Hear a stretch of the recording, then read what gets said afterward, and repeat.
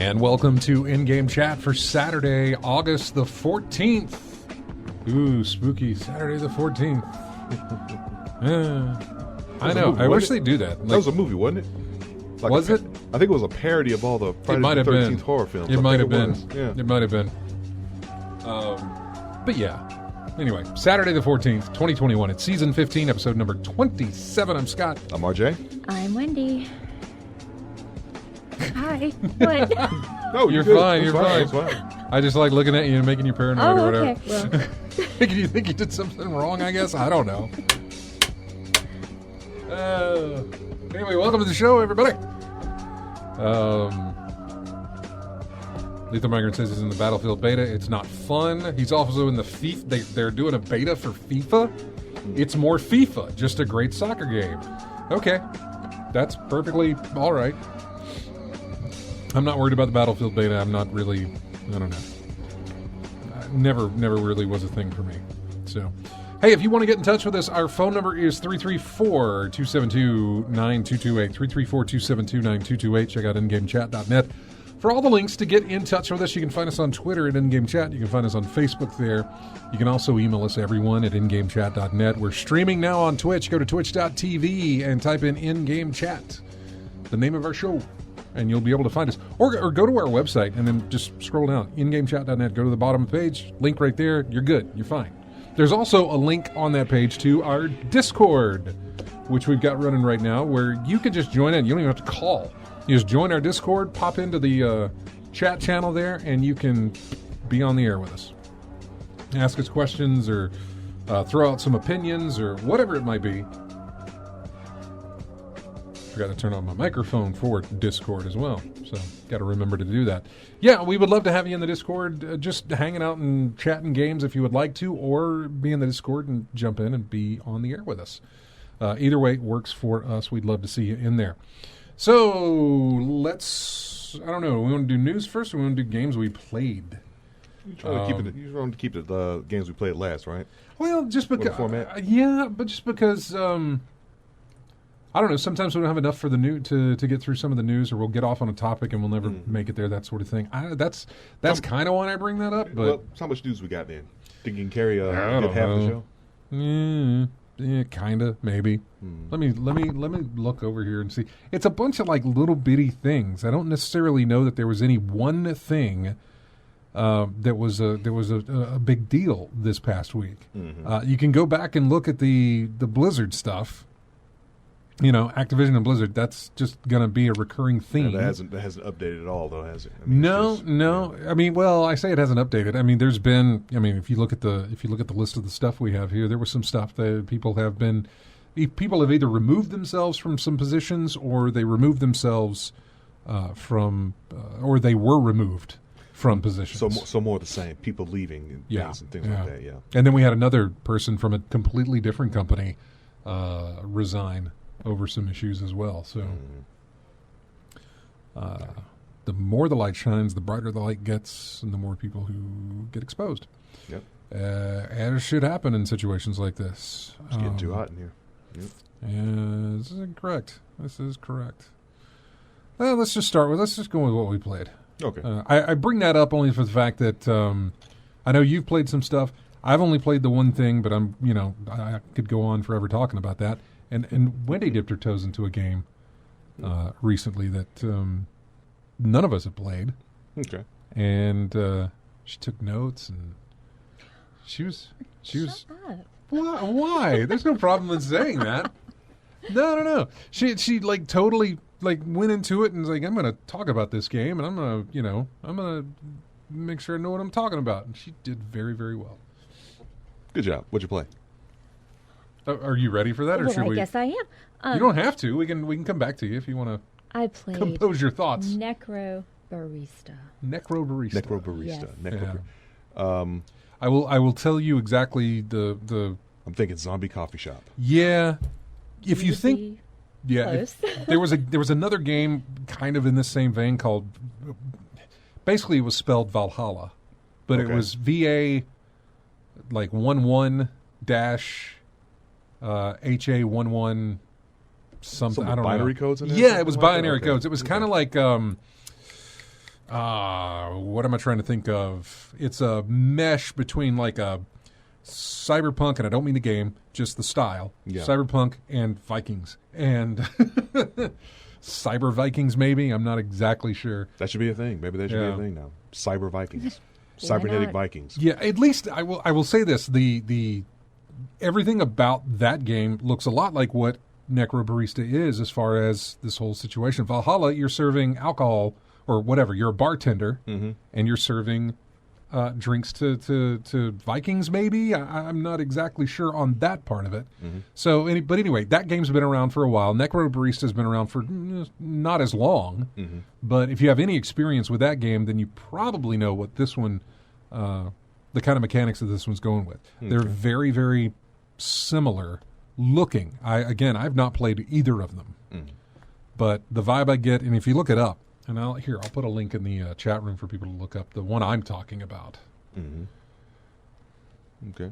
Yeah, there's a VA-11HALL-A. It's a cyberpunk bartender action game. And it just looks... Action bartending. I don't know, man. Bar fights. I don't know. Yeah, here is the... I'll throw this into the chat room for everybody. Bottles and chairs flying through the air and hitting random folks. I don't think it has anything to do with... Well, maybe it does have something to do with Vikings. I'm not sure. Vikings? Liquor? Well, it's called Valhalla. Action. So that's why I figure. But anyway. So do you want to you want to talk about yours? Well, it's a visual novel, correct?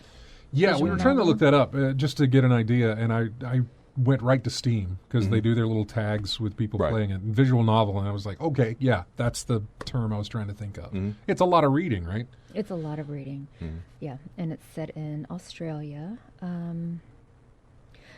The load time, substantial load time on the Switch. I was going to say that Yeah. that almost comes standard with Switch now. Is that you're going to have load times when you're playing, especially if it's a multi-platform. Now, if it's a no, I can't even say it if it's first party because Animal Crossing has a lot of long.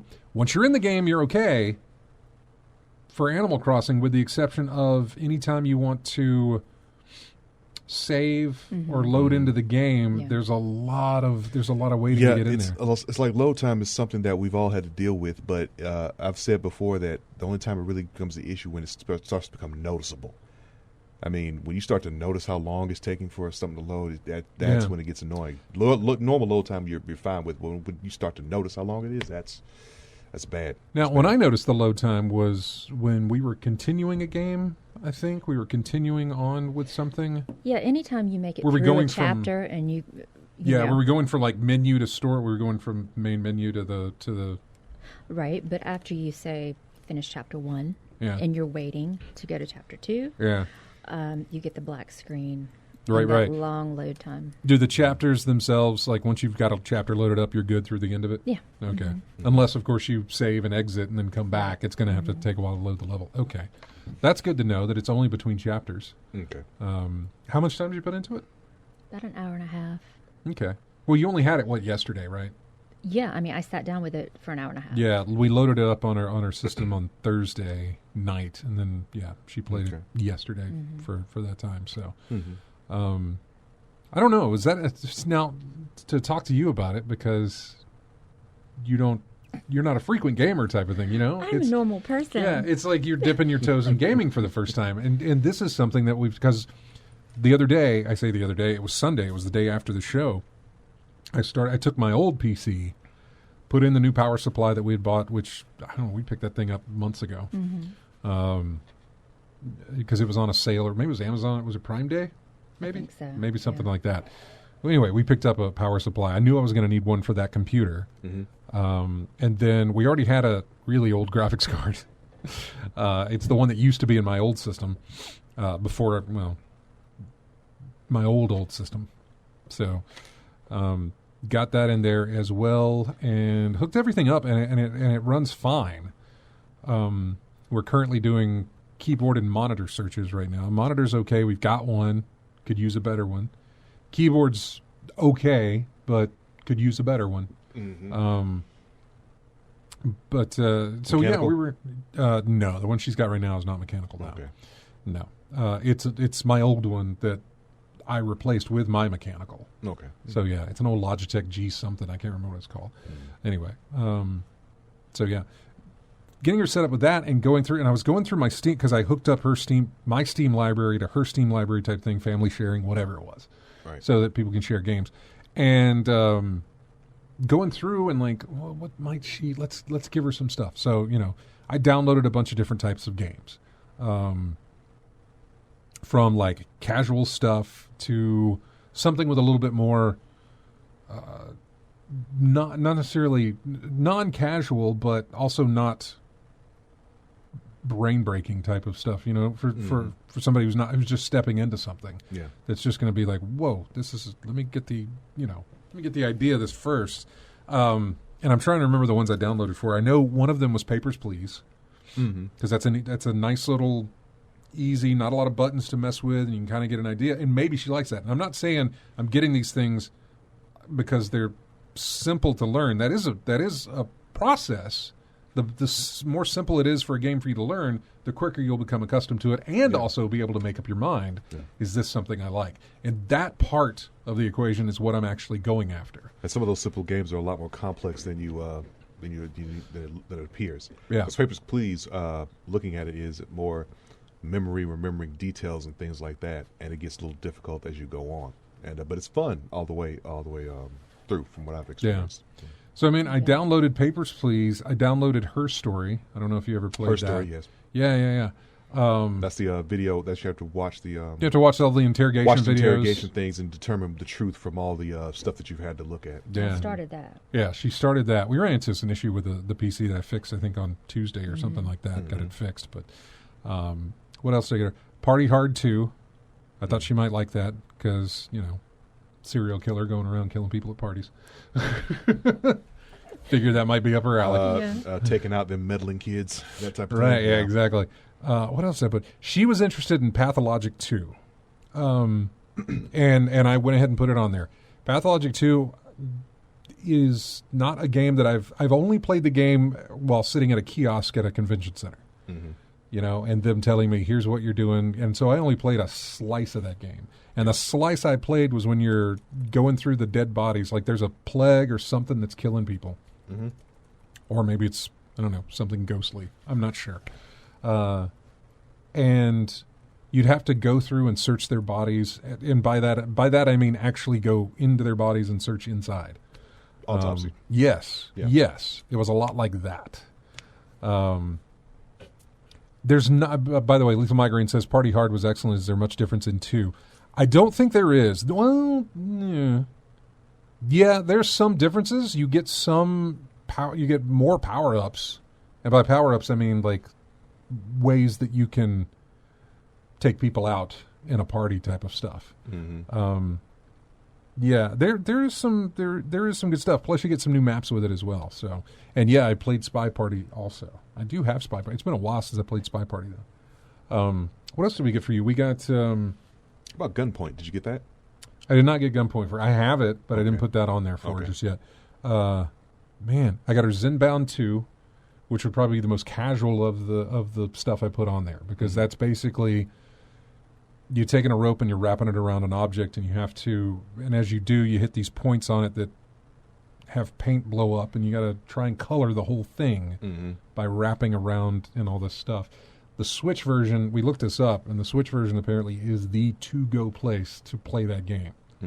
Because when the Switch version had it, basically you take just one of the Joy-Con controllers and you just rotate the controller, and it mirrors the image that's on the screen to however you want to wrap the thing up. Okay. It's unbelievably intuitive to look at it and think, well, of course this makes sense. It's like one of those things where Switch has been around for a while now, and you look at this and you're like, well, that's perfect. That makes absolute sense. It's just mind-boggling how those puzzle pieces just fit right in together, the Switch and Zenbone 2. Man, I cannot remember the other stuff. I got you Cook Serve Delicious 3. I've never played that, but it was there. I didn't know if it was, I have any idea about it, but I thought, let's put that on there, see if she might like it. I was just jumping around, seeing what she might enjoy.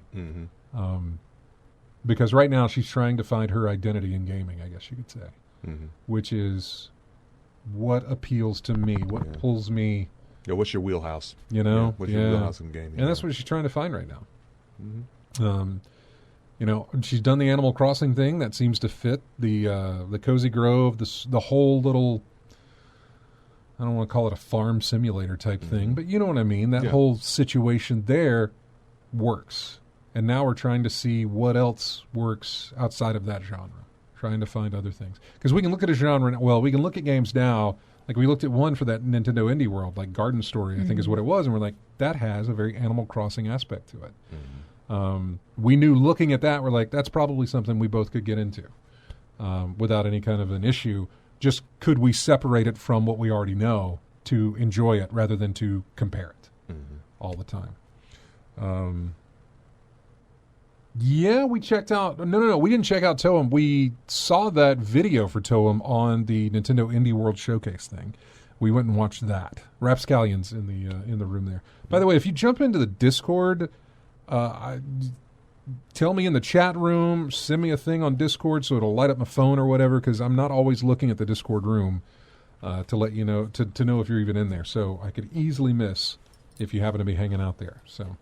don't let me do that. But anyway, what about Necro Barista here? Is that a game? Now, you put an hour and a half into it. Is it a game you're going to continue playing, or is it something that... Okay. Right. I like it. Yeah. I'm into it. Because, why? Like, why, what's the pull for you? The story. Okay. There's reading. I like to read. Yeah. This is helping me so much, because, like, there's a lot of visual novel style games out there. Tons of them. Yeah. Just depends on what genre they're trying to portray. She might like Ace Attorney. Maybe. She might like... There's reading and investigative courtroom drama. Deduction that you have to do in there. Well, I think you know I would like it. I know. That's right up. What's the other one was I thinking of that was also in that same... Oh, Professor Layton? Yep. Layton was where I was going next, man. Yeah. Yeah, Layton was not... See, Layton on the Switch, which I'm sure they have, and I think they do, would be nice, because Layton... The only place I played Layton was on the DS. I would sit there and play that. I think they've got it for the Switch. I'm sure they do. Yeah. Professor Layton might be good. Okay. A lot of puzzle solving. Yeah. Puzzles are your thing. I know. Not really mine. Reading is not my thing, though. I like to read. I do. Backtracking, reading, all that stuff, and you do a lot of that in Ace Attorney. It's one of the things that actually turned me off of Ace Attorney was the amount of backtracking and the fact that it was a visual novel. It's just that's reading's for dorks. Well, we all know what you like. It's tough, man. I don't like to read in my video games. You just like to shoot. I don't like to read in my video games, which sucks because Destiny 2's lore is all about reading.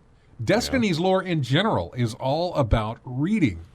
That's how they conveyed the story back in the first game, was like, here's these cards you collected. Now read them and you'll get filled in on the story, because we can't fill it in for you by just playing the game.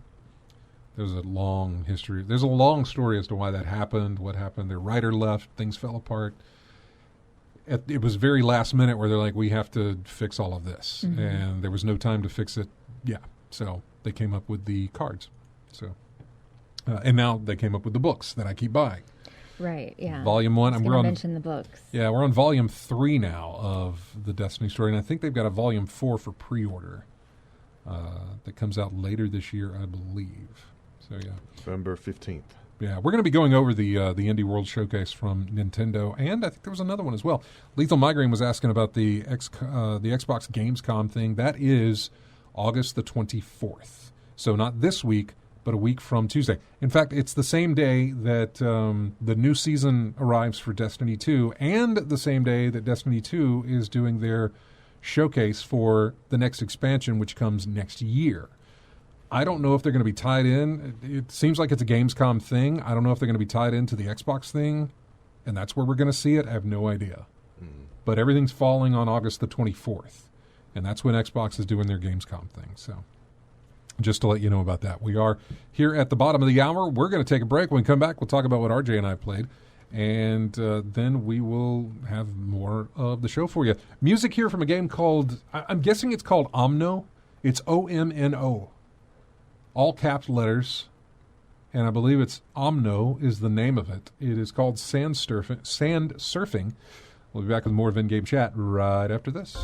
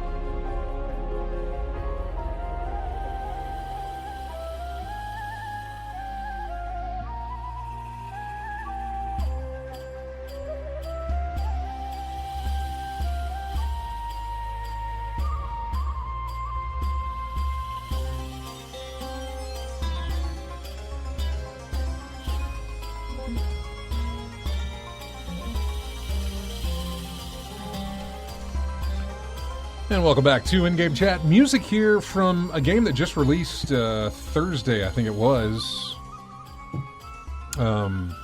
Axiom Verge 2. That finally got released. It wasn't a surprise when we watched it on the Indie World Showcase because I'd seen that up in my news feed of everything else, like, oh, it's release day. Actually, what I did see was that Limited Run Games is doing a boxed version for both 1 and 2 to be released in September. And I thought, oh, okay, maybe it's coming out in September. And then I read Combined, where... Combined? 1 and 2? Yeah. Okay. Axiom Verge 1 and 2. Okay. In a combination of one of the Limited Run Games boxes. Axiom Verge, really, really loved it. If you're a Metroid... I mean, I would even say...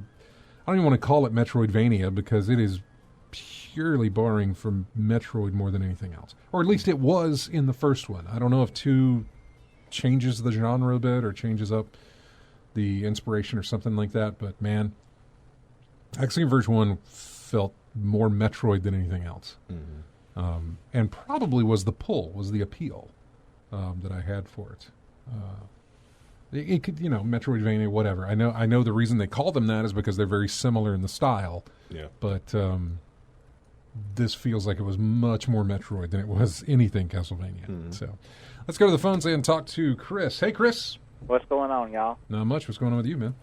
Yeah, I had to go and do it and everything, but I reserved the Diablo Ii remaster and all, considering that what's been going on with that and everything and all that. Yep.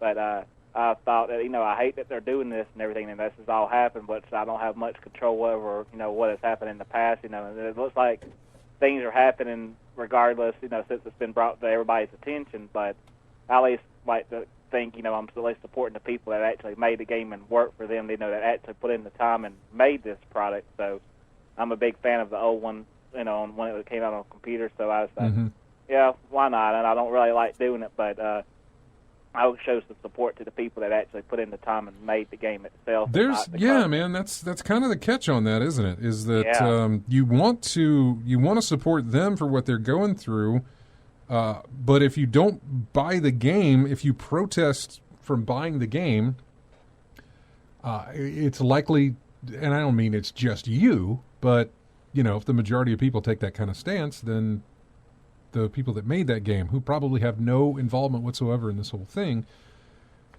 get nothing out of it. Although, to be honest, over at Activision Blizzard, we already know that the higher ups are the one that get the majority of what comes in from those games, and it trickles down from there, obviously. But no, I'm not gonna look. I'm not gonna battle anybody on their choice of games that they decide to play at all. That is completely your choice to do, and I don't think any differently of you because of it. It's that Diablo II remaster was it was tempting. Not recently for me, but I remember when it was announced, it was tempting. It was tempting to kind of want to get in there and do that again, and I'm not doing it because, well, I mean, because of the support of the company or something like that. I'm not playing it because I never played the original to begin with. I remember how it went for me with Diablo 3. Lasted very short amount of time. The honeymoon was over very quick with that game. And so the idea of going back into it with Diablo 2 was just like, it's not really, no.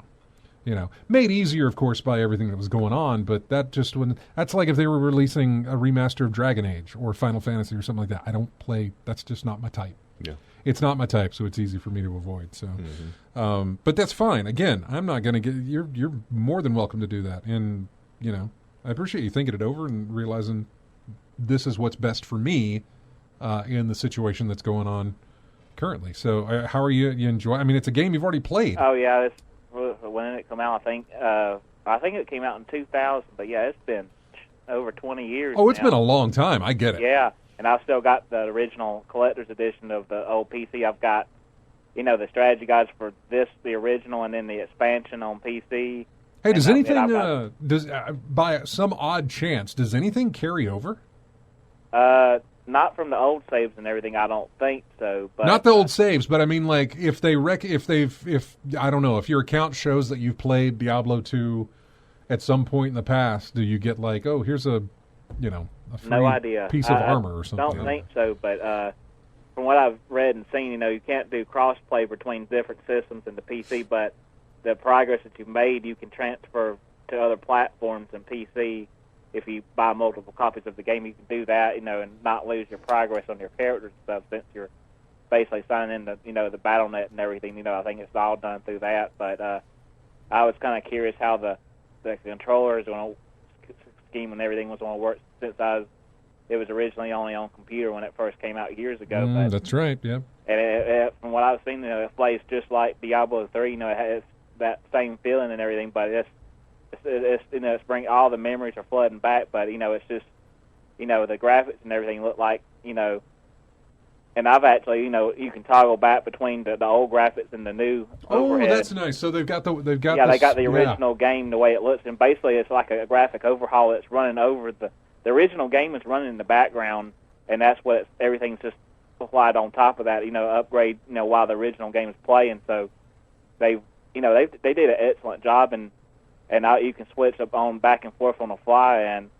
I don't remember the graphics looking this bad, but the way it looks now kind of seems to be familiar the way it used to look back in the day when I was playing it. So it's all there, and it looks just as even better than what it used to, and it's just as fun and challenging as I remember. Well, Chris Rapscallion says that if you do happen to have access to your original Diablo 2 saves, you can use them in the remaster. Oh, that's cool. Apparently, they brute forced the feature in, and it actually worked. And so, yeah, if you happen to, and again, 20 years ago, do you have a hard drive? Well, I don't know. I'm trying to think who has access to their saves from 20 years ago. The game saves wouldn't have been held online, kind of like it is now with everything, right? It would have been held on your... Well, yeah, your online characters and stuff are stored on BattleNet and everything, but the single player are stored on your computer from what I remember. But my old computer was, Windows 98, it's been sitting in there in the living room right? untouched and collecting dust and been unplugged for years, Yeah, let me go find. Yeah, exactly. From 20 years ago, let me go find this 20 gig hard drive that is as big as a 3 terabyte hard drive now. As far as it's still the size. Yeah, I'm still trying to think of how to get that thing transferred over to it.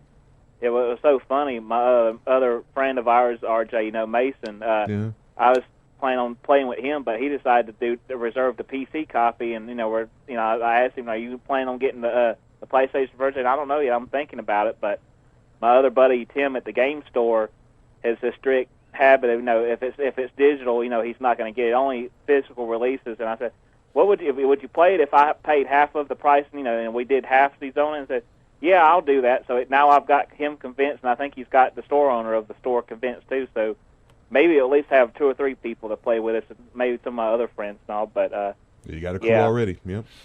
Maybe so. We'll see. Mm-hmm. Yeah. But it's bringing back some good memories. And then I was thinking, I wanted to get it on the PC version or get the console version. I was like, yeah, I'll just go ahead and get the console version, and I haven't been disappointed. I mean, it's better than what I expected it to be with the controller support compared to the way it used to be with the mouse and clicking with the mouse and keyboard. Yeah, I'm guessing your what system are you? PS5? Yeah, on PlayStation 5. Yeah, that's what I thought. Okay. Mm-hmm. Well, Chris, thanks so much for calling in, man. All right, y'all have a good weekend. You too. We'll talk to you Take next care week. now. All right, bye. Bye-bye. Mhm. That's pretty amazing that you can grab a save for 20 years Save ago. from 20 plus years ago. 20 years and ago. It'll still work, but Wow. getting it from point A to point B, that's all on you. So. I will say this: when I transferred from my old PC to this one? No. It was when I went from I guess it was 2 PCs ago. I can't remember. It wasn't the build that I did last October. It was the build that I had done before that. So that goes back a ways. I remember going through my list and making sure I backed up all my game saves. Mm-hmm. This was before, because this would have been before Steam had the Steam Cloud. This would have been before the way a lot of the way games work now is you save them to the cloud. It's saved not on your hard drive. It is saved on your hard drive, I suppose, Yeah. but you're Still got that option. Yeah, your save state is still saved like in the cloud. Ooh, careful. Yeah, your save state is still in the cloud somewhere.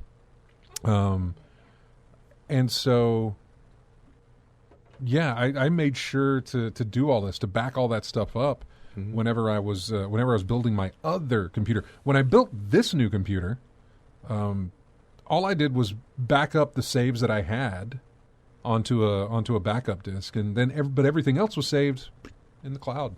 It was all saved. My game saves. Obviously, anything else that I had saved, like well, what else? Any kind of screenshots and stuff like that, that's all saved locally for the most part. But, the position, where if I fire up a game that I haven't fired up in 5 years, the save is on the cloud. Yeah, save is still there. In my case, with my PS3 and my PS4, my portable drives, sitting there backing it up for the 16, 17 hours that it took to do so, but it finally did so because I didn't want to run the risk of my hard drive cashing out. Yeah. I didn't have anything backed up. So when I put the new one in there, I've still got my backups in there. So. Yep. I remember when I was building the computer for her on Sunday. I thought because it's running Windows 7. It was running Windows 7. Okay. And I thought doing the upgrade to 10, which I found that. So here's the situation. This old computer still has the motherboard, CPU, everything else, blah blah blah. It's fine. It was a computer. All it needed was a power supply and a graphics card. It's got both of those. It's fine. But it was running Windows 7, and I didn't upgrade to Windows 10 because I was building a brand new computer, and I just said I'm going to install Windows 10 on there, and be fine with it. Well, this one still had Windows 7, so I had to go and find out if you could still do the free upgrade from 7 or 8 to 10. And people said, yeah, even though the whole thing ended years ago, it's still available for you to do the free upgrade. And so we did the free upgrade, moved 7 to 10. I thought I said clean install, which it did do a clean install, but I thought it was going to clean install everything. Yeah. So it didn't. So my other 3 hard drives that she was dealing with still had all my old junk on it, which is all backed up, and so I didn't need it. So I had to go through and format all those drives, which at 3 and 2 terabytes, those took a while to do. I didn't do the quick format feature. I did the full blown. Might as well start out completely fresh. Yeah. And I wanted that to be the case because I wanted to have as much hard drive space as I had. Yeah. Because the one I've got in my new PC is perfectly fine with hard drive space. So, yeah, I just thought, that was my first time kind of doing an upgrade path like that. That was all new. Normally, when I do Windows, it's normally a fresh install from a brand new thing, not really an upgrade type of thing. So, Lethal's been using Windows 11 now. He says it's quick, looks nice. Was skeptical about moving all the taskbar things to the middle, but it feels natural. I'll jump into Windows 11 whenever it becomes the thing to jump into. Like when it's here you go ahead. I'm not going to worry with beta stuff, even though I'm sure it'll release in a beta type state where we'll all guinea pig the hell out of the thing. So I'll have to check that what he said about moving all the taskbar tasks to the middle. I'll have to look at it and see what they're doing. They made it look like a Mac. Oh. And I'm sure that's the best description I can say because all of my icons on this Mac are at the very bottom in the center. And so I think that's exactly what it looked like. It's not a bad feature. It's not a bad thing to have happen. Works fine with what I'm doing. But yeah. Really? The official release is in October? I thought it was later than that for Windows 11. I don't know. We got somebody on the phone? Matt. Oh, it's Matt. Hey, Matt. Hey, so yeah. Problem is sometimes, if we didn't support, companies because they do bad things, we wouldn't play any games. Right? I know, right? For the most part, that is exactly true. Everyone down the line somewhere has done something where you're just don't quite agree with that, Stan. Yeah. No. Like I said, I'm perfectly fine. I didn't buy it, not necessarily out of any kind of. I was never gonna buy it. Yeah. I was tempted to way back when they show it off, but that temptation hits me every time I see a brand new game. It's like, ooh, that looks neat. Yeah. And then it takes me, looking at other people playing it or more videos to come out for it, for me to be like, okay, that's not me. Is it out already, or is it just still pre-order? No, it's out. Oh, okay. It is out. The remaster for Diablo 2, that is available in stores. I did like Diablo 2. I enjoyed more than the third one. I didn't play. The only Diablo game I've ever played was number 3. And that was with you guys. And when I didn't play it with you guys, you didn't play it? I had no desire to play it. And so, I look at Diablo 2 in the same sort of vein where I don't. If you're not playing with the group that you, if you guys are there, then I'll join you. But and even then, even when you guys were there, I played it a little bit, and I know most of the group left because there were some problems with the economics of the game and all this other stuff that they had to tweak and fix. And then once they fixed it, the game got a resurgence again. A lot of people went right back to it. I never did. I never did until the shininess had worn off for everybody else and they'd already left. I went back and I looked at it. I was like, man, I'm confused. And I put it back again. You're kind of like me in the boat I was with Monster Hunter. Gave it a shot. Tried a solo, but solo was no good. Tried it with friends, and it was okay. But if it was solo, the novelty wore off quick, and I put that thing down. I've never looked back since. Diablo 2 does have the infamous cow level. Yep, it does. I'm sorry, the cattle level. It's cows. Yeah. Okay. Don't they do something with rainbows and something? I don't remember. I think you had to have prosthetic leg and a portal, and then it opens up a portal and the cows just attack you. Yeah, they stand up on 2 legs and attack. Yeah. It was a nice little glitch bug thing, whatever, Easter egg, I suppose, is what it would have been called. Yeah. So yeah, I thought it was intentional. Well, they turned it into something. It was a bug that they turned into something that was intentional. Because I remember when they released Diablo 3, they put something in there like that as an homage to that situation. And then I knew for the remaster, it's like, okay, we got to put this in there. Like we got to replicate the bugs, I guess. So it wasn't really a bug though; it was just an Easter egg, right? Yeah, I think it was an Easter egg. Yeah, it was just an Easter egg. It wasn't a bug that somebody discovered. It was an Easter egg that somebody discovered. There you go. Then they do that with your boy Cougar Man. Oh, from Red Dead? No. Yeah. Yep. Not quite like Cougar Man. Cougar Man. Yeah. Well, hey, Matt, by the way, are you in Discord or you wouldn't know? Yeah? I don't know. No, I'm driving home. I just got done kayaking. Okay. Kayaking kayaking doesn't sound like a game I would play. You didn't turn upside down, did you? I mean, man, I love it. Just going down the river here in Montgomery, and I find it very peaceful. I've never actually done it before, so I can't say either way. It is my jam. The boat doesn't look like it would hold me in the water. It looks like weight limit would be exceeded, and so it. We'll get there before you know it. I know, we're working on it. But Matt, really, you didn't turn over, did you? No. No. Okay. Just want to make sure. Because I've seen kayaking before, and that's the one thing I keep thinking about every time I see someone in that little narrow boat. I keep thinking, if that thing turns over, I get stuck. I would. Yeah. So, yeah, I mean, not that this is about video games, but like, the kayaks we that we are using are open kayaks where you sit on, not sit in. So. Okay. That changes things. Okay. Like a personal canoe in a way. Yeah, gotcha. So if you jump over, you just sort of climb back on and get back in the water. So yeah. Okay. It was fun. Wendy sent me a text because Chris called back and said the game isn't out until the 23rd. It's out in beta. Okay, it's out in beta right now. Okay. That's what it was. It was beta keys. So I thought it was released, but yeah, you're right. It was a beta. So honestly, I think that whole situation with Activision Blizzard working because I remember seeing one story about Diablo Ii Remastered this week. That was it. Mm-hmm. I remember seeing anything else about it. One single story about it. I think because it was the keys or the beta or whatever it was going to be this weekend. I think that's all I saw about it. Which is why I was so confused about, is it out now or can you use your old set? I hadn't heard anything. I really hadn't heard a lot about it. Mm-hmm. Obviously, it's been overshadowed by everything else going on with Activision Blizzard, of course. So. Yeah. Well, Matt, have a safe drive. Yeah, definitely. Just want to say hey. All right, man. Well, we appreciate hearing from you. If you're going to be in town next week or whatever, just remember, you can join us on Discord or you can just pop in the studio.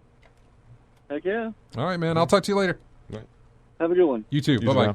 Hey, Rapscallion's joined the Discord. He has. Hey, Rapscallion. Hello, gentlemen. How are you? Oh, we're doing good. How are you? I am fantastic. Enjoying the show. I love Discord, man. This is so good. It sounds like you're in the studio. It's amazing. When it works right, which, by the way, I think we're going to be back on our internet stuff next week. By the time we do next week's show, we should be back to where we won't have dips. You guys can watch the show while we're streaming it as well. Yeah, it's been fun dealing with that problem. So what have you been playing? What's been going on with you? Well, I've been playing a couple of things. You guys were talking about betas. Did you happen to check out the Back 4 Blood beta at all? Have you played that at all? I'm a horrible person because I downloaded that and I never once played it. I got into the beta. Is it still going on now? It is, yeah. I believe last weekend was like an early access sort of thing, right? But this weekend is the open beta, so yeah, it's live. Oh, right good. Now, well, good. I was wondering because I still had it installed on my PC, and I looked up at it when I was launching Destiny this morning. I looked up at it, and it showed a friend playing the game, and I was like, well, I wonder if that's just because it's loaded and whatever. I don't know. I didn't understand why that was showing because I thought the beta was over with, but now I know it's because it's going on right now. The open beta for it is happening right now. So good to know. That means I've still got a chance to jump in there and give it some time with it. How have you liked it so far? Well, I will say it is definitely a follow-up to Left 4 Dead 2. I mean, it definitely feels like a game from 2007. It's the same studio. Yeah, Total Rock, right? Yep. They did Evolve, right? Yep. Yeah, and Total Rock was just made by, I guess, ex-devs from the original Left 4 Dead games, correct? Right. Left 4 Dead made Left 4 Dead. Well, I'm not sure. I think Valve I want to say Valve bought Turtle Rock Studios, and then they got out from under Valve's umbrella after Left 4 Dead 2 released and started making their own games. I see. And they started with Evolve, which was kind of carrying that over, but obviously their wheelhouse is the Left 4 Dead genre, which is an interesting way to say the zombie, because it's not just the zombie genre, and it may have been what kicked off the whole zombie genre type stuff, but yeah, that seems to be their best bet. The 4-player, what would be the Red. Yeah, but Evolve didn't have the same feel as what this does, though.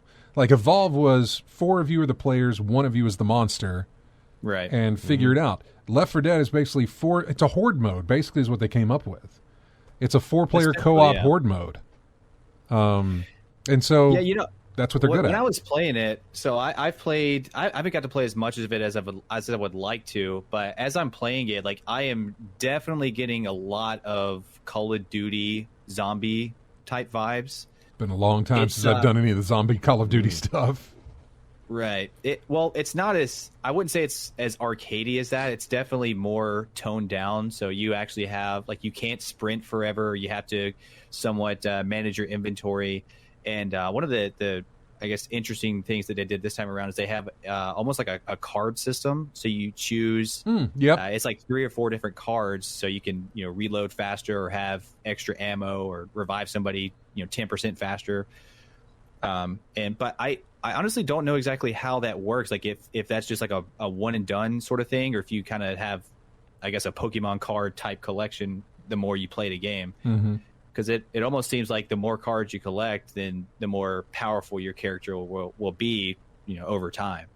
Yeah, so when you play a card, is it out of your inventory again, so you can't play it again, or can you only play it for that match? Like when you collect cards, they just become cards that are in your stash, and you can use them during gameplay, or is it you use it once, you can't use it ever again until you get the card from a random drawing again, or do you know if I feel like I'm butchering my explanation here. Yeah, I'm not sure if it's like I don't know if you remember in the original Titanfall game there was like the burn card system where it was like a one and done sort of thing. But yeah, I'm not sure if it's. I mean, I would think it's something like that, but they all seem to be more like just like passive. I guess abilities that you acquire based on what you draw. Yeah. So I don't know. Like I said, I haven't really played as much of it as I would like to, but I definitely was not expecting to see a card system in this game. That definitely took me aback. Well, I think they had to find, Left 4 Dead and Left 4 Dead 2 was like the same thing, just a different group of people in a different location, but it was essentially the same thing. Mm-hmm. And I think they had to. I think they had to look at it and say, "Look, we can do the same thing, and people are going to eat it up, but we need to add to this." Or maybe that's the monetization part of it. Not that it needs the monetization, because it's still a full price game. It's not free to play, but that doesn't matter for game companies anymore. We want them to pay to play the game, but then we want them to keep playing after they put in that money. So. That might be the monetary part of it, where the option is you can buy packs of cards. Yeah, that stuff worked for that's the type of system that works for Madden and NFL, NBA 2K, things like that. So yeah, why not in a co-op shooter game? I'm almost betting you that's the gateway right there. That is that's exactly why they came up with the card system. It did add a new element to the gameplay, but it also added something they could monetize. Is my best guess. Best guess. I don't know. So yeah, I don't know. I'll definitely have to play some more of it. So I'm. You said you're playing it on PC, right? I downloaded it for PC. Yeah, I got a beta code for that 2 weeks ago, and I got it installed, but I never played it until this weekend. So yeah, right. But it is crossplay, so that is cool. I got to play with people. That's nice. So I'm playing on the Xbox, but I had in the crew. So it actually has matchmaking as well, and I don't remember if that was a thing in the original Left 4 Dead games or not. But it does have matchmaking. So I was playing with 2 people on PC and another person on Xbox. So that was all pretty seamless. I mean, really, the only reason that I knew was there's just an icon that popped up next to the players. Mm-hmm. But so I guess some of the differences between the original Left 4 Dead game. So there is a ping system this time around, kind of like they Apex had one, Legends. Yeah, they had one. Oh, you're right. Maybe they didn't have one in Left 4 Dead 2. Maybe I'm thinking of Apex with the ping, or Titanfall. Didn't Titanfall have a ping? I can't remember, man. It's been so long. I can't remember. Maybe 2. I think maybe Titanfall 2 did, but yeah, I don't remember. Could be. But yeah, so there's a ping system this time around. Also, you can sprint, which wasn't a thing in the original 2 games. And there was something else. Oh, and ADS, so like you can like aim down sights. So those are, I guess, really the main, I guess, modernizations that I saw from the other games from back in the late 2000s. Man, it's been so long since I played Left 4 Dead 2 that I wouldn't know what is an upgrade and what isn't from that game. I don't remember not being able to aim down sights in Left 4 Dead. Yeah, I spent many nights playing like 4-player. That was definitely like a couch co-op game for me and my friends back in the day. But yeah, it's been at least a decade and a half, I would say. Well, I guess it hasn't been that long, but at least a decade. Yeah, it's been a while. We got to take a break here, Rapscallion. But thank you for coming in. Hang out in the chat room there, or hang out in Discord there, and when we come back, we'll talk more. We got music here from Garden Story. It's another title that came directly from that Nintendo Indie Showcase thing. Has a very, very Animal Crossing feel, Stardew Valley feel. That whole little, you're in a town, you can farm, you can do all this other stuff. That's the kind of feel it has. We'll be back with more of In-Game Chat right after this.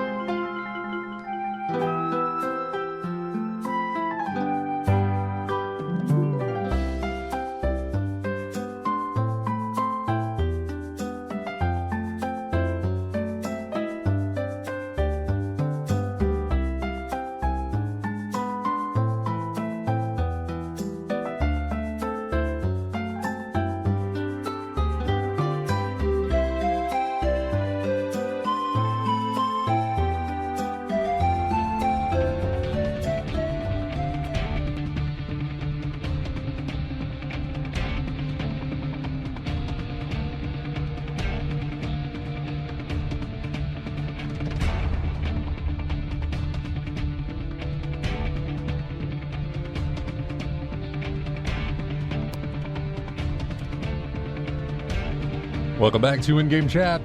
This is music from a game called Skydrift. It's an older game.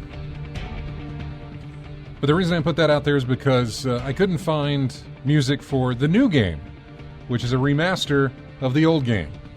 Skydrift Infinity, I think, is what released not too long ago. And it's basically just dogfighting,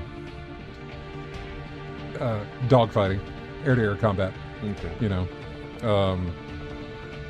Not actual dogfighting. Please don't think that. No, just just air combat. That's all it is. Mm-hmm. And so, yeah, it was a remake, and yeah, couldn't find music, so I got the original. There you go. We were talking about Back for Blood. Rapscallion's hanging out in Discord there. By the way, if you want to hang out in our Discord with us, then you can find it. You can just open up Discord, create an account, look for In-Game Chat, or you can find it. Go to our website, go all the way to the bottom, click the link there. Go to our Twitter, you can find it there. Go to Facebook, you can find it there. There's all sorts of links all over to get into our Discord. And you can chat with us in there through gaming, or you can join us like Rapscallion has and talk on the air with us. You still there? Yes, sir. Yep. I'm here. There he is. Yeah, we're talking about Back for Blood beta. The last weekend, it reached almost 100,000 concurrent players over the weekend. Now that it's in the open state of the beta, it'll probably at least double that, maybe more. I would hope so. Yeah, we'll see how many people got in there to do that as well. A game that's coming out on Steam was a game that I played many years ago, and it's not really even a game. It's that cookie clicker thing. Did you ever play that from way back when, RJ? Mm-mm. Did you have it up here one time? I don't know.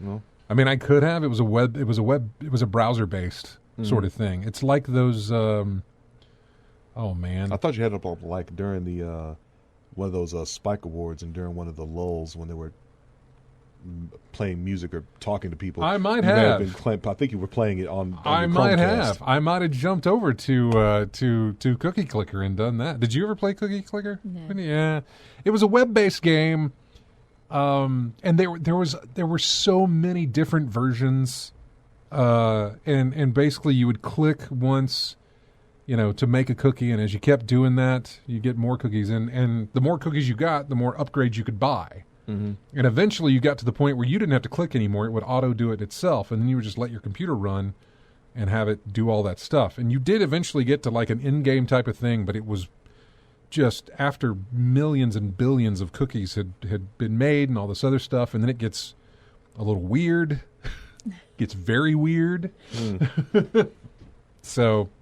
yeah, I had not heard of that game in a long time, and now it's getting a Steam release, and it's getting more than 500 achievements for its Steam release. Okay, that's it. Rapscallion, did you ever play that? I cannot say that I have. Okay. Was this like a Newgrounds.com sort of game, or no? what? Well, what was this at? It could have been. No, it wasn't at Newgrounds. It was nothing you had to download. It was basically just web-based. You went there, and it was a web-based game, and you just sit there and clicked, and you could tab out and go to some other browse while it was doing its thing. They did a couple of others, and it wasn't from the same Cookie Clear people, but it had the same sort of thing where, but it was on a much more scaled-down sort of thing. It was almost just, it was almost like a text adventure type of thing, but it kept moving. Cookie Clicker had all this nice little overlay. It looked real nice and pretty. There was one that I moved from that to another one, which was called Clicker Heroes. I don't know if anybody played that. Same aspect. You click to fight stuff. You get, you upgrade. Eventually it does it on its own. You get so far into the game that it's not even appealing anymore because you've hit the wall that is just do this over and over again. Mm-hmm. And there you go. You realized I just wasted hours and hours and days and days and days of whatever doing this stupid thing. But I guess it appeals to, I don't want to say addictive personalities. I'm not sure. You just described video games to people that don't play video games. Right, exactly. Yeah. I don't know. I think it was a sense of I want to see what's next. Because, I wasn't gambling. I just okay, let me get up to the point where this can automatic, and then boom, it starts doing that. Well, now I can double it, or I can buy a machine that spits out 5 per time. And you just kept doing this thing because you wanted to see what was next. You wanted to get the next upgrade, which is exactly how video games work. They want to keep you playing. There was no monetary things involved in this, by the way. At that time, there was no. You could donate money if you wanted to. You could hit a PayPal thing and send them some bucks. But there was absolutely no monetization involved whatsoever. Just you click stuff. That was it. I'm looking at the numbers on some of the pictures of Cookie Clicker, and I'm see that? I got 13 in one, and then 8.784 octillion cookies. Yes. I guess they got to that point where you just let the computer do it, and you just left it on autoplay for days on end. Yep. Okay. And it just kept getting weirder. You said at one point it gets weirder and weirder depending on the amount of cookies you have. So at what point do you start? I don't remember, stuff? Man. It's been forever. It was a browser-based indie game, first released on the web back in 2013. It was played and banned in school computer labs around the world, and it's now officially being remastered for Steam. The game's all about clicking cookies and then spinning those cookies to make even more passive ways to generate cookies over and over and over again. The Steam version will include all updates so far. It will also include cloud saves, achievements, more than 500. It's releasing on September the 1st. It's going to get new music as well. It had previously been released on mobile devices. You download it with ads and everything like that. The Steam version of Cookie Clicker will cost $5, but the game is still playable for free in your browser. The Steam version will not officially support the importing of saves from the browser version, but it shouldn't be too hard to swap files around if you really want to continue your browser save in Steam. Too many cookies. It's a lot of cookies. I probably will get that just out of the nostalgia factor, and to just kind of dip my toe back into it and be like, oh goodness. Or I'll just put it on my wish list and wait for a sale where it's like $250. So. Yeah, I gotta hurry up and get my GPU so I can play this game. I don't know. The GPU probably isn't a factor on this one. It's probably your CPU on this. For the amount of number generating and everything else that's going on, it's probably more of a CPU thing. I know there was issue with some people using it when they were doing the browser-based game, that there was a point where they couldn't go any further because of how much it was eating up their RAM and everything else. I can see when you said school computers are banned off school computers because, well, last I recall, school computers were too weak to handle something like that. I mean, it's not an intensive game as far as graphically or anything else, but I mean, it does a lot of calculations, of course, and everything else. I'm just looking at these pictures and everything, and I'm like, I know. I never even thought of anything past trillion. So right, some of these things are a new word to me. It was a lot higher.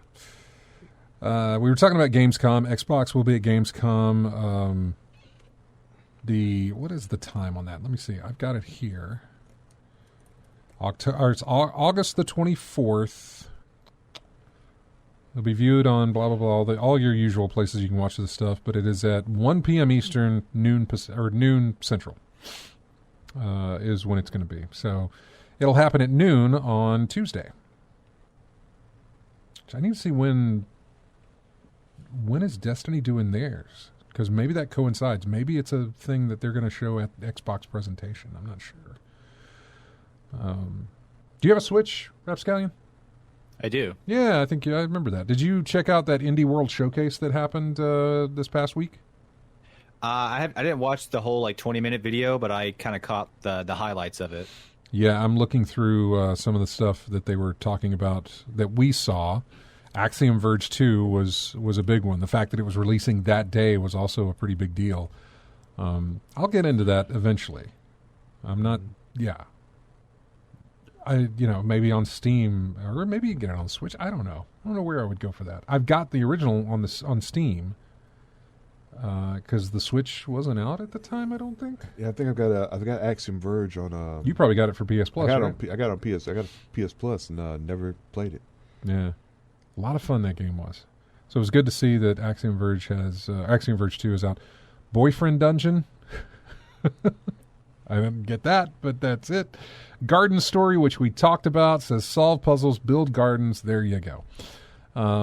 Islanders console edition. I have Islanders on Steam. It was real cheap, and it's a real chill, relax, sort of a minimalist city builder type game that you can just kind of just relax and play.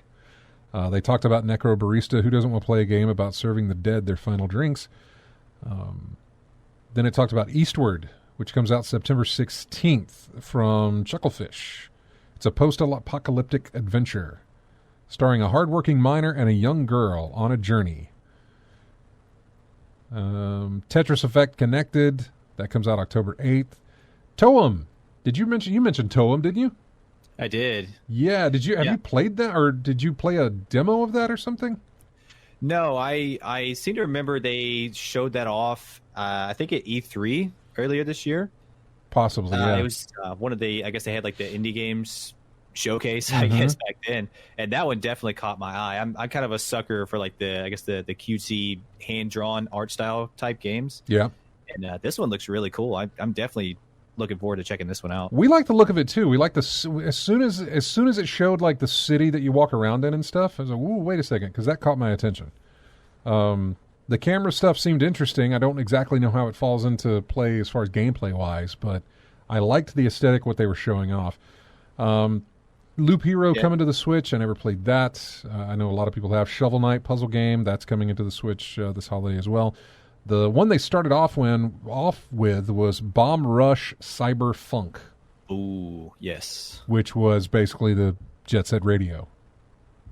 But the spiritual successor type thing.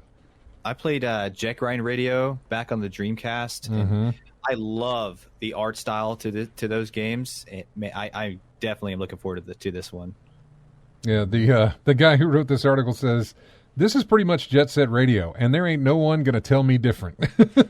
If it comes out and is nothing like Jet Set Radio, I will eat my hat.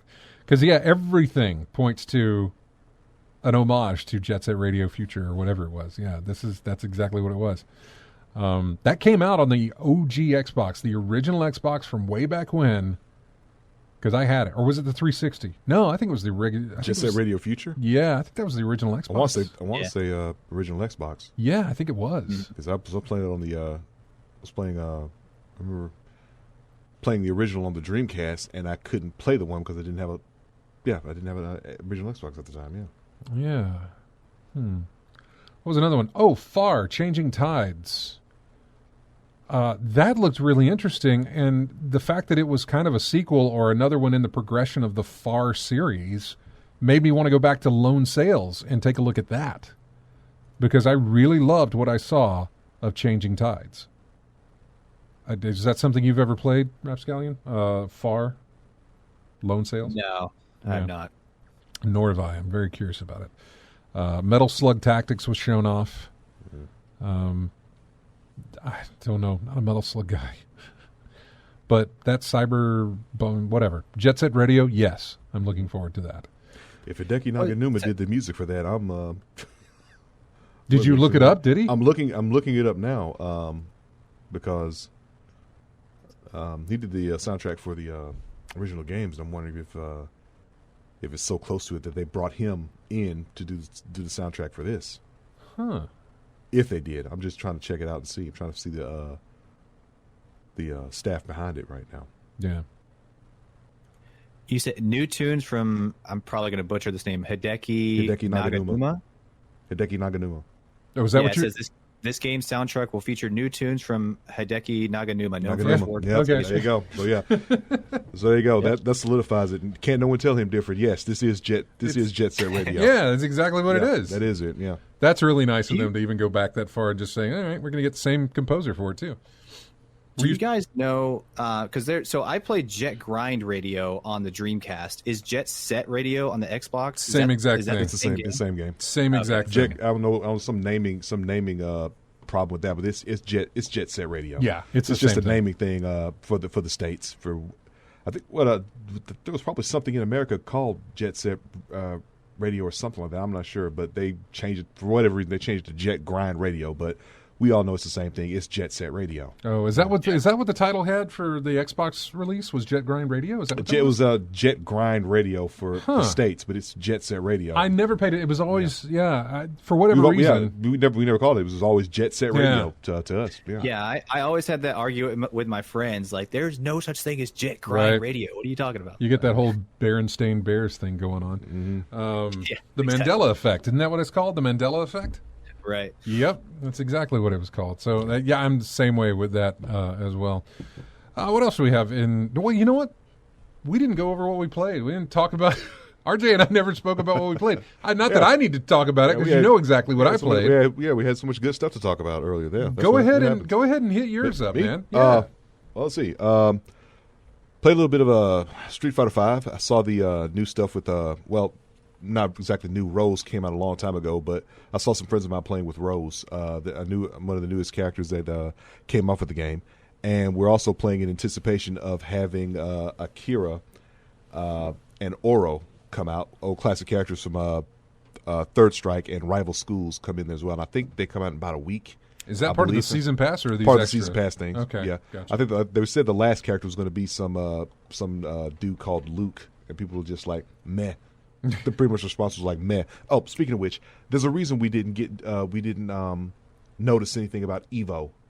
And that's because online only. It's online only. It was online only. There's no event. There was no building to go. Well, last year was the same thing, right? I don't know if it was. Or did they just not do? They may not have done one last year. But yeah, maybe not have done it all. But yeah, it's online only this year. Yeah, it was online only. And there's no Smash because of that. Yeah, and I think the biggest news I heard of that was that I think IDOM won again, and I think Punk rage quit online. I think that's what everyone was talking about. Really? That's a report I saw out there. I'd have to look it up and see for sure. Yeah, but, I was going to say that's why we didn't. That's why we didn't see get any hype about Evo. It just slipped our mind because it was online only. I asked some guys in our Destiny Clan Discord, I said, "Is Evo going on this weekend?" And Mike responded and said that yes, because it started last weekend. Mm-hmm. Some of the rounds started last weekend, and then they're going to continue over into the final rounds for this weekend. There is no Smash, and I don't necessarily know that's because it's online only or anything, but and Sony bought Evo, right? Yeah. Sony bought that, which is They not did, to it's not to say that they limited and say, well, haha, we own it now, no Nintendo. That's not exactly what happened. No, that no. But I'm not sure why Smash isn't on a part of it. I guess I don't know what the situation is with that or I don't even know why. if the game has an online aspect to it. I mean, it should. I feel like now they do, right? Because I remember they used it for the longest time. Yeah. Nintendo was very like, we don't want to go online. It's dangerous. We don't want to put. It's their perception, you know. Nintendo, kids, that sort of thing. We don't need to go online. They're going to be exposed to all this stuff. We don't want to be a part of that. And then they finally said, okay, you know, because they started. Your parents in the 90s. I know, man. I know. Late 90s and on into the 2000s. It was a long time before, like, even the GameCube had no online component unless you bought something that released late in the life of the game. Mm-hmm. And even then, wasn't the greatest. But that was also before you had Xbox Live. Mm-hmm. Or either around the same time you had Xbox Live. And Xbox Live, right at the outset, wasn't the best thing in the world. Yeah. It was still me running a 50-foot Cat 5 cable through the house to hook it up, because obviously I didn't have any Wi-Fi at the time. And then playing online as best as I could with whatever games were available for me to enjoy. No, despite I still have a corded connection. Still have I always go. No, I always go corded where I can. Yeah, but that was the only option. Yeah, that's the only way you could go online is if you ran the thing all the way through. Yeah, tripping hazard. Yeah. First off, you got to get one that long. I don't think Monoprice existed at that time, so you were still like, God, it was annoying. Yeah. 100-foot cable now is like what, $8? The Wii had an online component because that's when they introduced friend codes. Mm-hmm. But then you had to. There weren't a lot of games that supported the online component of the Wii. There were some of them that did, or some of them that had sort of a message. You could do messages and send little things back and forth. But I don't necessarily know about playing altogether. The Wii U may have changed that, but nobody remembers the Wii U very much. They do, but not for the right reasons, I suppose. Mm-hmm. The Wii Who? Yeah, exactly. There you go. And then you've got the Switch, which kind of said, okay, yeah, we'll do the online thing. Yeah, but we're still going to do the friend codes. We're still going to make it one of the most difficult ways to add people. Here's what is it, like a 17-character string of numbers and letters? Here, remember all of this, and then you can add them. Yeah, what's your friend code? I'll have to email it to you because I can't tell you. I can't tell you off the top of my head. Thar66 mentions the Dreamcast with its modem stuff. I had the Dreamcast. I did the modem thing for like Sonic. One of the Sonic games where it would put Christmas into your game. You had a little Christmas area you could walk around in. But I was doing this in like May. Because it was so old, but that stuff was still available for you to download, and so you could still do it. The stuff that's save files, things like that, all types of stuff with the Dreamcast. Yours still work? I don't know. I do have it, but I'm sure it still does. Give it a shot, because mine still does. Yeah. What were you saying, Reps Guy? Do you guys remember? Well, I guess first off, did either of you have the Genesis back in the day? Yeah, you did. I did. Did you ever have Sega Channel on there? Oh, wow. No, but I heard about it, and man. That's going back. Yeah, that is going back. I remember the Sega Channel. I never had it. I looked at it and I thought, this is a great idea, but it was like, I think, was it free or did you have to pay for it? I think you had to pay for it, right? It priced itself out. Yeah, I want to say it was a subscription service. It was probably priced itself out back then. Yeah, it was. I think one of the drawbacks was that the price. But here was the price. The price was just too much. Yeah, I was just a small child of 6 or 7 at the time, but I definitely remember having that. And you would just like kind of screw in a coax cable into the back of this adapter that you plugged into the Genesis, and then somehow you were able to, like you said, like I remember playing like demos of Toe Jam and Earl and Earthworm Jim. Just all through the Genesis, but to this day it still kind of blows my mind that they were doing that all the way back then. Yeah, it also had to be offered in your area, and I think that was the drawback for us. Another thing as well. Yeah, it was not offered in our area. I thought, but if you did you do it, Repsky?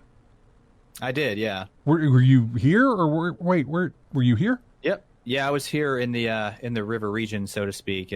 But yeah, I definitely had it as a kid. Yeah. It they did test runs, and the Sega Channel cost $14.95 a month, so $15 a month with a $25 activation fee. For those of you saying that's cheap, think about when the Sega Channel came out. It's like Yeah. $50 a month. Yeah, there you go. Thank you. Yeah. Yeah, and it's but for that cost, you got access to like a bunch of each month gave you access to 50 games of various genres. The problem was you had to download them. Back then, that took a while. Yeah. Even the files that you were downloading at that time, while small, compared, Back then took back forever. Then. Now think about back then. Yeah. Yeah, that took forever. Yeah, but back then Sega was bold. They weren't scared to try new and exciting things that could have blown up in their face. They weren't scared of doing things like that. Nowadays, not so much. Yeah, that was groundbreaking stuff there. I'd never seen anything. I guess now technology's finally caught up to that, but that was absolutely unheard of in those days. Yep. Yeah, I mean, pay $15 a month for the Sega Channel, but now I'm paying.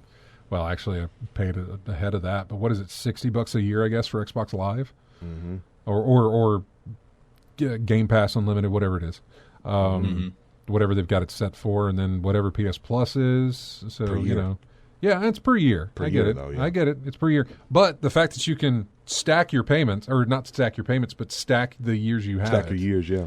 Because Heck, we're always doing that. We're always looking for the next PlayStation a year for $45.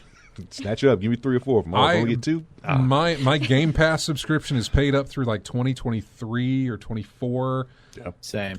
PS Plus is also backed up that far because you'd find deals. You find deals, yeah. Where it's like, here's a year for half off, $30, and it's like, all right, put it in there. Give you me got 4. it. What did I get? There was another one that was a big sale on PS Plus, but it was like 2 years for $25, and I bought a couple of those. I was like, sure. Who can blame you? I can get 2 years. No, scratch that. I can get 4 years for still less than the amount of 1 year. Yeah. When that sale was going on. Yeah. So yeah, I check Slick Deals daily. Yeah. We got to take a break. I just realized we're way past the break here. When we come back, I won't talk about what I did. Were you done with your? No, there was more I had to. Oh well, then when we come back, we're going to catch up with when you. we come back, that. I'll finish what I started. Please do. Okay, Please yeah. do. Sega Channel just really ruined us, as it probably did for a lot of people. We'll be right back with more of In-Game Chat right after this. Music here from a game called Library of Ruina. Ruina? Ruina? R-U-I-N-A. Ruina. Ruina? Close enough. Whatever. Here's music. We'll be back. He said.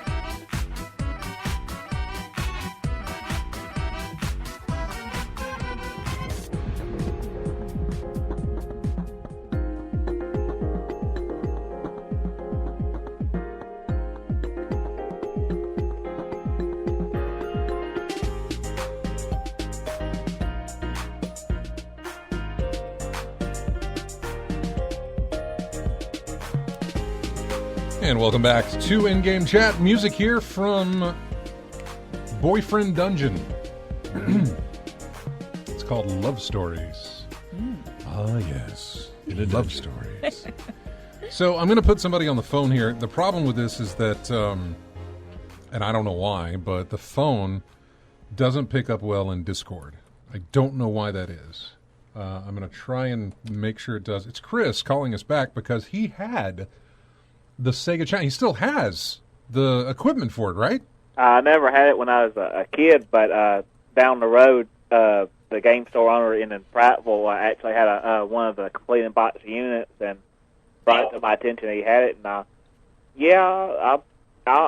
ended up buying it, but it was pretty expensive back then, a few years ago. But I was probably $200 or $300, or if not more, in value with everything, with all the paperwork and everything in the box and all. We need to, and thank you for letting us call him back and tell us about it, Chris. We need to, and you would help with this, Chris.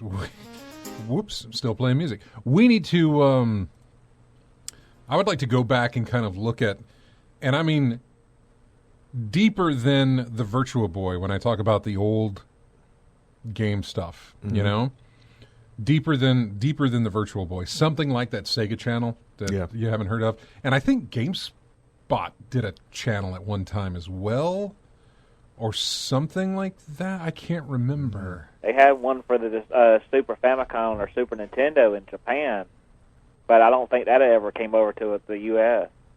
Yeah, I'm not sure. I'd like to dig around and find some really old, obscure, not just the equipment, but some of the services that were around for stuff like that. Now, the first one that comes to mind that I'm thinking of is OnLive. That was rather recent in comparison, but that was a device you bought hooked up to your TV and controller and everything, and you could pay a subscription fee, and you had all these games you could stream. Yeah. And you were literally streaming those. You weren't downloading them. You were playing them through like a conduit type of thing. You know what I'm saying? Yeah. Yeah. And so there was button lag and movement lag and stuff like that to where you could move around, but you still had access to all of these games. You could watch other people play games.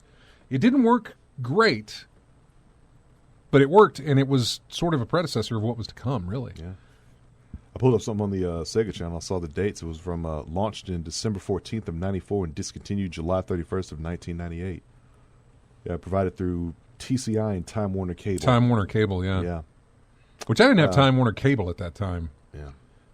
I don't necessarily know they extended the reach down to my area. I know they did with Rapscallion because they were up here, I guess, in the river region, but I don't think I had that option to go with at that time. Plus, I was a kid. I couldn't tell my parents, "Could you please change cable companies so that I can I can play?" Yeah, exactly. What was that? What year did you say that was? Ended or started? Started in what? 94. Started in December of 94. Ended July of 98. They said, though criticized for its poorly timed launch and high subscription fee, the Sega Channel has been praised for its innovations in downloadable content and impact on online game services. I was like 15, maybe. Yeah. I think it was around 15 or 16 at that point. And, there was no way. There was no, hey, could we? And I don't know what cable company we had at that time. It's probably Knology, if you want to go back a ways. But I don't remember. Well, Chris, thanks for calling back, man. Speaking of which, I remember that the original Nintendo, or the Famicom as it was known in Japan, they actually had a modem that you could get in Japan, and they used it for banking and stuff. It's like a little mini computer where you could do other things besides gaming and on it and all. But they had another attachable floppy disk drive, or they call it a hard disk, kind of like a zip drive disk attachment, or you could get one of those to it, which I've got one of those too. I don't know if the sucker works, but of course you have one of those. It was bought used, but it doesn't look in the best condition. I don't think it was taken care of the best it could be, but I happened to find it at a deal on somewhere on I think it was on one of the different websites where you can meet up. It's kind of like the bulletin board or something like that. But I think okay. I think it was like a trade place, trade community that you can go online. I know what you're talking about. Locally around different areas. Yeah. Well, buddy, we appreciate it. Thank you for calling, and you take care, man. All right, same to y'all. All right. Take care now. Bye. Yeah, Sega Channel. Man, I remember there were some others, too, at that time. But, yeah. I wanted you to finish what you had been playing. Oh, outside of Street Fighter 5, I played a little bit more of Virtua Fighter 5 Final Showdown. I'm steadily creeping my way up the ranking ladders in that. Played a bit of Grand Theft Auto online as well. Trying to I had made a second character because I just wanted a character I could just do things with and not have to worry about the micromanaging of businesses and clubs and things like that. Just go out and do jobs and not have to worry about micromanaging anything else. So I went that route and did that thing. So I'm building up my stamina and stats and skills to match my original character, which is going to take a minute, especially the shooting part. You got to shoot a lot of people to get your stats up in that game, so it's going to be a minute on that. But other than that, Chicken Police. Oh, yeah. I started playing Chicken Police again, and it's hard being a chicken cop, man. Let me tell you that right now. Hard being a chicken cop. It's hard out there. Hard out there for a chicken cop. Yeah. I'm getting too old for this chicken cop. That's the character you're playing, Sonny Featherland. He is an old. What's his name? Sonny Featherland. Sonny Well, Featherland. his name is Santino Featherland, but he's named called Sonny. Sonny, okay. Yeah, but going through the game, man. Like I said, that first part with the questioning of the Miss Ibanez, the woman who broke into your office while you were out getting cigarettes, but you forgot your wallet. But on the way back, she broke into your office. Now you had to question her about what she was doing there, and what her deal was. So after I finally got the perfect investigation with that, you basically going around meeting the people of Clawville, okay, and everything like that. And you laugh, but it gets kind of dark. I understand. No. I know Chicken Police gets the name I alone know. gets you laughing, but And it probably gets dark. They probably get away with it getting dark because of the setting. Chicken Police, you know, you can't take it seriously, even though it gets dark. You should be early, but you should still be able to look at that and say, "Well, look at this. It's silly." And so they probably can get away going that darker route with it because of that fact. Probably would be a little different if you were actually sitting there, you know, human-like, whatever, I guess. I don't know because I haven't played it. Yeah, it's if this were Aardvark Police, it'd be completely different. Right. Yeah. Would this be like a visual novel? Yeah, pretty much more like a visual novel, but point and click and everything like that you're going through. Hey, there you So, go. Check out Chicken Police. Chicken Police. Yep. Yeah, Painted Red. Get the Chicken Police Painted Red edition. Yeah, you get that one if you can. If you ever get down to getting that one.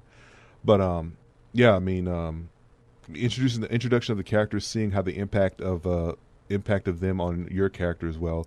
You see the history between you and your partner. There's a reason they broke up. They haven't gotten into it yet, but I'll put it this way: the partnership broke when one shot the other. Okay, so it's already bad. The breaking up was bad. So something major must have happened to cause that to happen, because they were partners for 10 years on the force. So it must have been something majorly bad to have it end that way. It's currently on sale on Steam. It's 20% off, so $15 on Steam. And I think, if I'm not There's mistaken, a demo on Steam too. And if I'm not mistaken, I believe GameStop has physical. They exclusively have. They have physical copies. They exclusively have the physical copies of that game. From I didn't know that. So, which means they might have used copies of that game. Maybe, but going through the game, the story element is really nice. Basically film noir, and as dark as it got, as early it got, it's not going to be happy. But that's what noir should be. What are you playing it on? I'm playing on PS4. Okay. So I'm pretty much going to be enjoying this. I think I'm going to be enjoying this game throughout. Oh, there it is. I found. I was looking for it on the store because the only thing that was coming up was Steam and Switch. But there it is for the PlayStation. It would be nice if they had a deal for PlayStation Plus users to get it, knocked off the price a little bit. Yeah. Because I'm really curious about it now that you keep bringing it up. You're putting that game into my head. Anything else? Did you play anything else? No, that's pretty much it. Yeah. Okay. That was it. Obviously, I did Destiny, and right now I'm just going through the Grandmaster Nightfalls. I finished the title for it, and now I'm trying to guild the title. And in order to do that, I have to run through all 6 Grandmasters that are on offer until the end of the season. Which, by the way, the end of the season is not... we're 2 weeks away. Mm-hmm. In other words, the 24th is when the new season starts. Yeah. So we got another week to go, and then we start the next season. So I've got that long to run the rest of them that I did. I ran 2 this morning. So I have 4 more to get knocked out. We'll run 1 more tonight, and then I'll try and do some more tomorrow and kind of knock it out. How long did it take you to do those first 2 this morning? Oh, that didn't take long, actually. The first 2 took maybe 45 minutes total for both. Not each, but 45 minutes. Total One time, of one of them took longer than the other, but yeah, what I did notice was that we're running them faster now. I remember the first time I ran through them, it took a good 45 minutes to get it done. Experience and know-how now. Yeah, it's strange how it shouldn't get easier because of the way that the thing's built is that when you run these, as long as you're at the base level that lets you run them, that's what you're set at. And there's a I think it's competitive mode or some sort of mode that is set in whenever you start one of those. Which it doesn't matter how high a level you are. Mm-hmm. It puts everybody at that base level. Yeah. So it doesn't matter how high you are. Everybody's at the base level. So when you go in looking for a group and saying, I need somebody to run this GM and they need to be certain level, that has nothing to do with it. Mm-hmm. As long as you're base level to able to perform it, you're going to be playing at base level like everybody else in that match. That does not work on other modes that are in the higher difficulty range. Mm-hmm. But for the Nightfalls, the Grandmasters, it doesn't matter. I'm 1341, but I was still hitting like I was 1335, which is the base. Yeah. So it doesn't matter. So that's why I'm saying that it's strange that I'm going through them faster now. Is it the same group that you had before? No. Different players, obviously. Oh, it's all randoms? No. It's not all randoms, but... Because I still say there's something about the experience of you doing this multiple times over and over again that makes it easier given time. This morning, you play this a lot. So. Yeah, this morning the first run was a completely random group. Yeah, they picked me, they pulled me in. I had not set up my mods, I hadn't set up weapons. He just jumped right in, and I was like, oh well, okay. Mm-hmm. I'm not going to be very much help here because I didn't set any of my stuff. Yeah. He just jumped in. There was no mics. There was nothing. We just ran through it. They did most of the work, and I got the clear on it. Yeah, most of us know what they're doing at this point. But yeah, I was saying what type of Nightfalls are these again? These are the ultimate difficulty. Nightfalls? Okay, What type of modifiers did you have? I didn't have any because you're supposed to have those for the champions where you can break shields and do the unstoppables and all this other stuff. I didn't have any of that stuff set. Okay, I must be thinking of something else because any type of big mission like that was like mods that like debilitated you, like... Oh no, there's a ton of those. That's what I know what you're talking about. Enemies hit harder. They shoot you one shot. Electricity means nothing in this. There's the mode called match game. Okay. Where the shields need to match the element that you're firing at. So if somebody has solar shields, if you're hitting them with a gun that doesn't have any kind of element or has the wrong element that isn't solar, those shields don't go away, or at least they do, but they go very small. Whereas, so if an enemy has a void shield and I have a void weapon, I'm going to get rid of that shield faster. Okay. But if they have a void shield and all I have is arc or solar, it's going to take a while to break that. I'm about to say bring your hard light.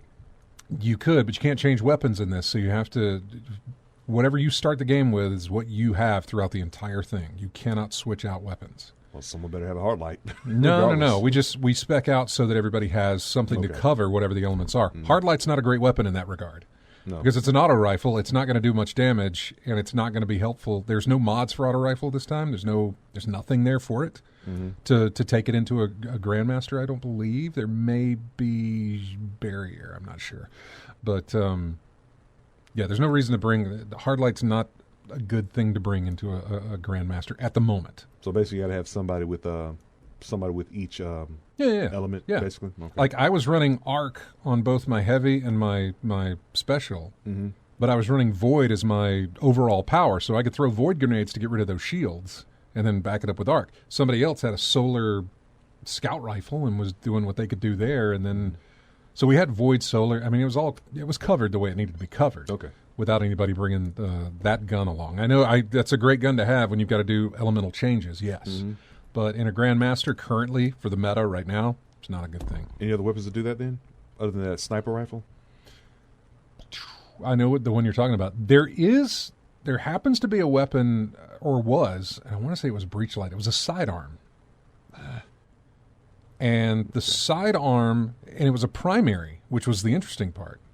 Because primaries don't usually have elemental effects. Yeah, still a sidearm, though. I know.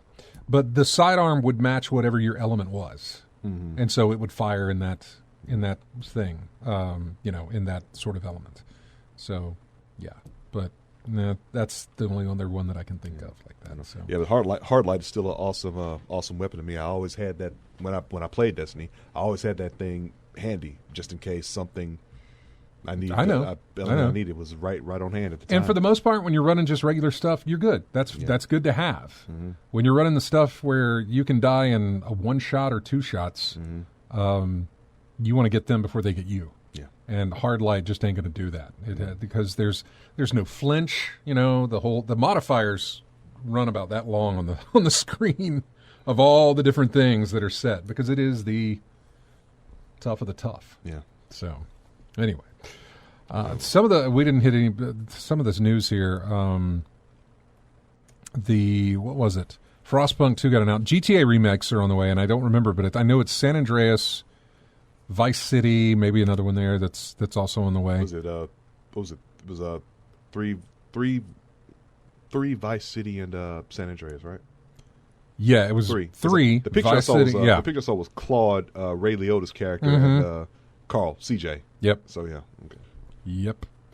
So we're getting remakes of those. And what else? PAX Australia has been canceled just because of the COVID.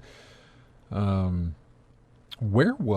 mixed him in with that. Yeah, it was the Apex Legends developer was fired after they found some blogs of his that weren't that, it was kind of bad.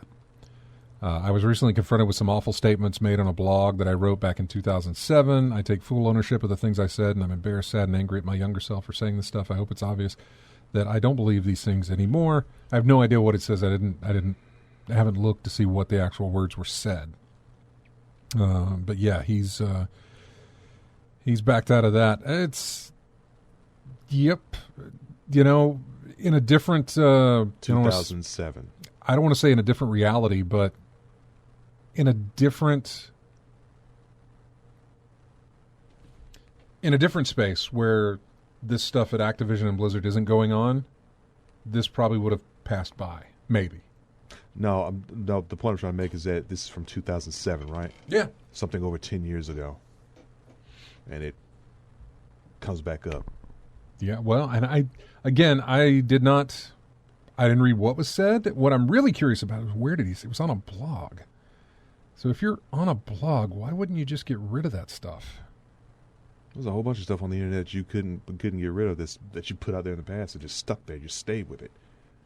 Someone saved a screenshot of that blog. He may have gotten rid of it. Someone may have saved it. Who knows? You know the saying: if it's on the internet, it's on there permanently.